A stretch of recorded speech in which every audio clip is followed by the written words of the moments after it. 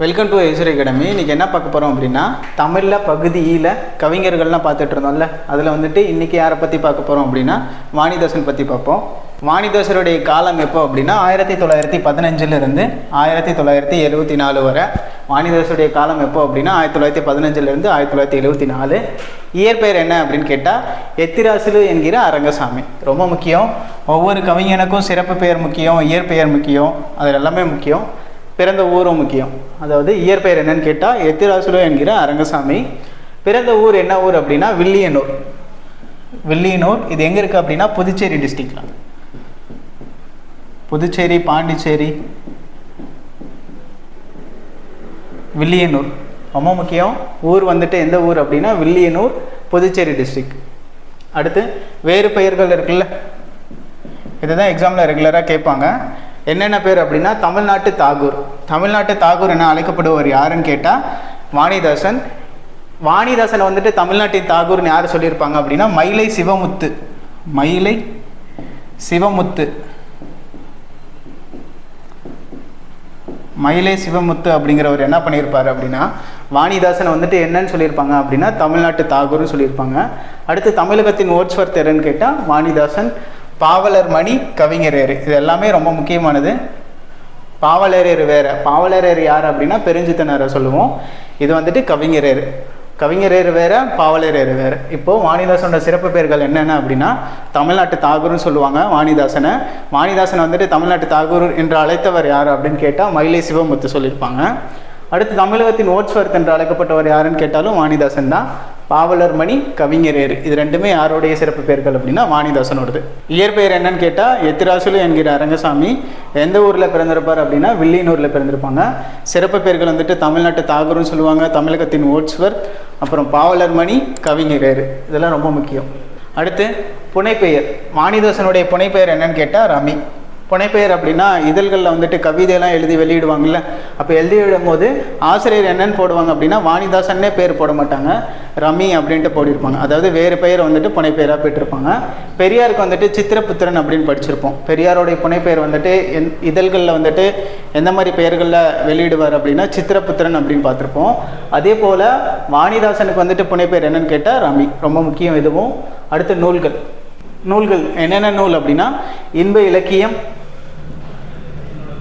தீர்த்த யாத்திரை, பொங்கல் பரிசு, தமிழச்சி, கொடிமுல்லை, குழந்தை இலக்கியம், மெல்லிலோவியம், இது எல்லாமே இவருடைய நூல்கள் தான். யாரோடது அப்படின்னா வாணிதாசன். ஒன்றும் இல்லை, ஃபஸ்ட்டு இன்ப இலக்கியம், அடுத்து தீர்த்த யாத்திரை, பொங்கல் பரிசு, தமிழச்சி, கொடிமுல்லை, குழந்தை இலக்கியம், எழிலோவியம், தொடுவானம். தொடுவானம் இதுவும் இவருடைய நூல் தான். இரவு வரவில்லை,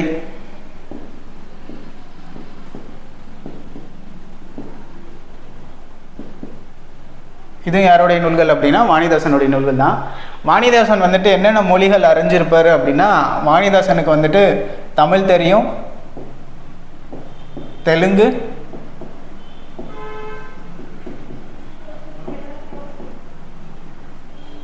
அப்புறம் ஆங்கிலம், பிரெஞ்சு மொழி.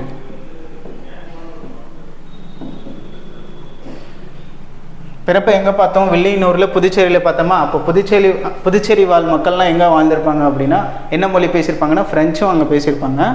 ஸோ இப்போ வாணிதாசனுக்கு என்னென்ன மொழி தெரியும் அப்படின்னா தமிழ் தெரியும், தெலுங்கு தெரியும், ஆங்கிலம், ஃப்ரெஞ்சு, இதெல்லாம் தெரியும். அடுத்து வாணிதாசன் வந்துட்டு யாருக்கிட்ட கல்வி கட்டுறாங்க, தொடக்க கல்வி கட்டுறாங்க அப்படின்னா பாரதிதாசனிடம் தொடக்க கல்வி பயின்றவர் யாருன்னு கேட்டால் வாணிதாசன். வாணிதாசன் இருக்கார்ல, அவர் வந்துட்டு யாருடைய பரம்பரையை சேர்ந்தவர் அப்படின்னா பாரதிதாசன் பரம்பரையை சேர்ந்தவர் அப்படின்னு சொல்லுவாங்க. இது ரொம்ப முக்கியம். இப்போ வாணிதாசன் யார்கிட்ட வந்துட்டு தொடக்க கல்வி கட்டுறாரு அப்படின்னா பாரதிதாசன்கிட்ட. பிரெஞ்சு அரசு இருக்கு இல்லையா, பிரெஞ்சு அரசு வந்துட்டு வாணிதாசனுக்கு என்ன விருது வழங்கியிருக்கோம் அப்படின்னா செவாலியர் விருது வழங்கியிருக்கோம். அதாவது பிரெஞ்சு அரசு வாணிதாசனுக்கு என்ன விருது வழங்குச்சு அப்படின்னா செவாலியர் விருது. இவருடைய பாடல்கள்லாம் இருக்குல்ல, வாணிதாசனுடைய பாடல்கள் என்னென்ன மொழியில் வந்துட்டு மொழிபெயர்க்கப்பட்டிருக்கும் அப்படின்னா ஆங்கிலத்திலையும் ருசிய மொழியிலையும். பாரதிதாசன் பரம்பரையில் மூத்தவர் யாருன்னு கேட்டால் வாணிதாசன். அடுத்து பாவேந்தர் பரிசு பெற்றுள்ளார். வாணிதாசன் வந்துட்டு என்ன பரிசு பெற்றிருக்காரு அப்படின்னா பாவேந்தர் பரிசு. இந்த பாவேந்தர் பரிசு எதுக்காக தரப்படும் அப்படின்னா ஒவ்வொரு தமிழறிஞர், அதாவது ஒவ்வொரு சிறந்த தமிழறிஞருக்கும் பாவேந்தர் பரிசு வழங்கப்படும். வாணிதாசன் எந்த ஆண்டு வாங்கியிருப்பாரு அப்படின்னா 1979 வாங்கியிருப்பாரு. அடுத்து இந்த பாவேந்தர் விருது இருக்குல்ல, இது எப்போ தர ஃபஸ்ட்டு ஆரம்பிச்சிருப்பாங்க அப்படின்னா 1978 தான் என்ன பண்ணியிருப்பாங்கன்னா நடைமுறையே பண்ணியிருப்பாங்க. இப்படி ஒரு விருது இருக்குது, இது ஒரு சிறந்த தமிழறிஞருக்கு வழங்கணும் அப்படின்னு எப்போலேருந்து வந்துட்டு ஆரம்பிச்சிருப்பாங்க அப்படின்னா 1978 ஃபஸ்ட்டு யார் வாங்கியிருப்பா பாவேந்தர் விருது அப்படின்னா சுரதா வாங்கியிருப்பார். சுரதா வந்துட்டு 1978 வாங்கியிருப்பார். வாணிதாசன் எப்போ வாங்கியிருப்பார் அப்படின்னா 1979. ரொம்ப முக்கியமானது. பாரதிதாசனிடம் தொடக்க கல்வி பயின்றவர் யாருன்னு கேட்டால் வாணிதாசன்.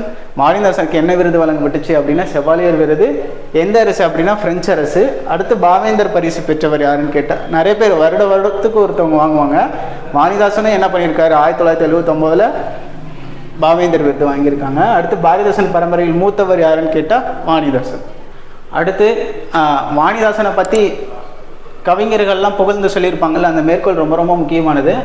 ஃபஸ்ட்டு திருவிக்கா என்ன சொல்கிறார் அப்படின்னா திரு வாணிதாசர் ஒரு பெரும் உலக கவிஞர் ஆதல் வேண்டும் சொல்கிறார். அதாவது திரு வாணிதாசர் ஒரு பெரும் உலக கவிஞர் ஆதல் வேண்டும் அப்படின்னு யார் சொல்கிறாங்கன்னா திருவி கல்யாண சுந்தரனார் சொல்கிறாரு.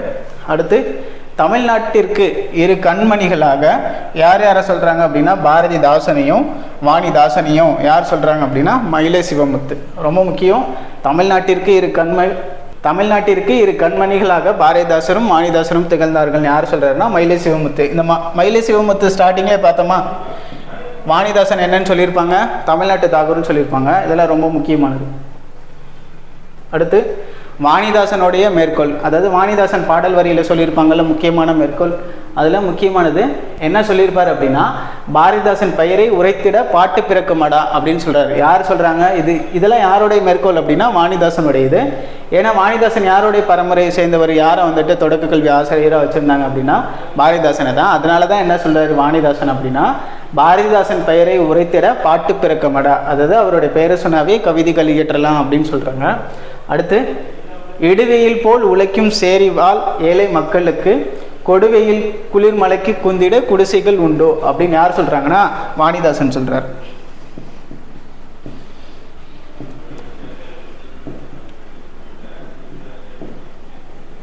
அதாவது என்ன சொல்றாங்க, இடுவெயில் போல் உழைக்கும் சேரிவாள் ஏழை மக்களுக்கு. இடுவெயில்னா வெயிலில் வந்துட்டு உழைக்கும் சேரிவாள் ஏழை மக்களுக்கு. ஏழை மக்கள்கள் என்ன பண்ணுறாங்க அப்படின்னா உழவுக்காக என்ன பண்ணுறாங்க, வயலில் தானே வேலை செய்யணும், அப்போ வந்துட்டு வெயிலில் வாடணும். அப்படி வாடுற மக்களுக்கு கொடு வெயில், அதாவது வெயில் காலத்துலேயும் குளிர்மலைன்னு என்னது மழை காலத்திலும் குந்திட வந்துட்டு குடிசை, அதாவது சின்ன குடிசை கூட இல்லை அப்படிங்கிற மாதிரி சொல்கிறாரு. யார் சொல்கிறாருன்னா வாணிதாஸ். இந்த மேற்கொள்ள ரொம்ப முக்கியம். நான் ப்ரீவியஸ் இயர் கொஸ்டின் கேட்டது தான் அதெல்லாம். ஓகே, அடுத்த கிளாஸில் இன்னும் சில முக்கியமான கவிஞர்கள் எல்லாம் பற்றி பார்க்கலாம். நன்றி.